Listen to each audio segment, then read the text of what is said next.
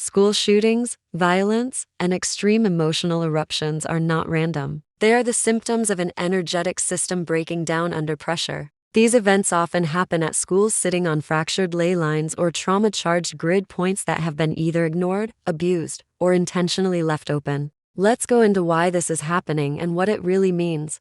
What happens when a ley line at a school becomes corrupted? When the ley line under a school is fragmented or cracked from past trauma, for example war, colonialism, systemic oppression, inverted used for programming instead of awakening, charged with collective emotional suppression, anger, grief, isolation, it becomes a pressure cooker. That energy begins to echo through the students, teachers, and even the building itself. And if the pain goes too long without being acknowledged or transmuted, the energy looks for a way to release. Violence becomes the language of a spirit grid crying out for help. Why are there more school shootings now than ever before? Because the veil is thinning, and people, especially kids, are more energetically sensitive, less spiritually grounded, more isolated and disconnected from soul guidance, constantly absorbing emotional trauma through media, tech, broken homes, and generational pain. Combine that with a school sitting on a trauma node ley line, and now you've created the perfect storm of spiritual distress plus access to weapons plus invisible oppression.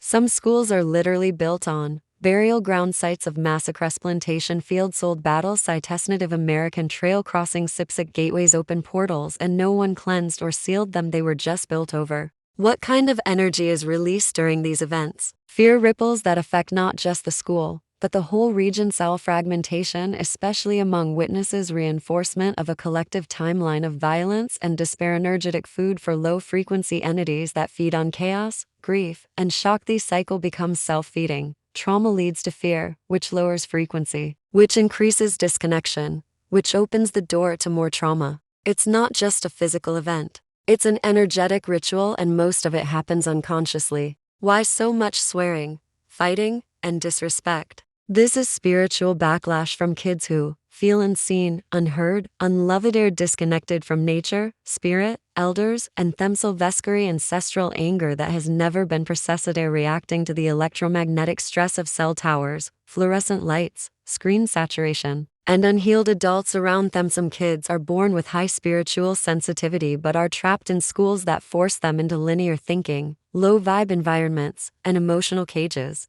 The cursing is a spell to be heard. The violence is a scream to be felt. The chaos is proof the grid is too tight. Are these events random or engineered? Some are organic outbursts of spiritual pain, yes. But some may be manipulated or allowed to happen by forces that feed on collective fear and hopelessness. Violence to justify tighter control, keep the ley lines locked in, death frequency, distract from soul awakening in the youth. These events cause grid shock, and they ripple outward through media, social fear, political division, and deeper grid lockdown. What can be done? Spiritually, grid cleansing rituals for schools with violent history. Kinetic with land spirits, ask if the school was built on disturbed land, call in ancestor guardians and child protecting spirits, energetically shield children and teach them grounding techniques. Practically, community-led peacekeeping circles, elders and healers doing energy work outside school, children being taught how to discharge anger safely, spiritually and physically. Repulse punishment with ritual, storytelling, drumming, expression, nature. Timeline summary: school shootings and violence are spiritual earthquakes at the heart of the ley grid. They reveal just how broken our system of learning has become, and they call for deep ancestral healing, land acknowledgement, and energy transmutation. You feeling this means you are one of the grid keepers, the ones sent to notice what others ignore.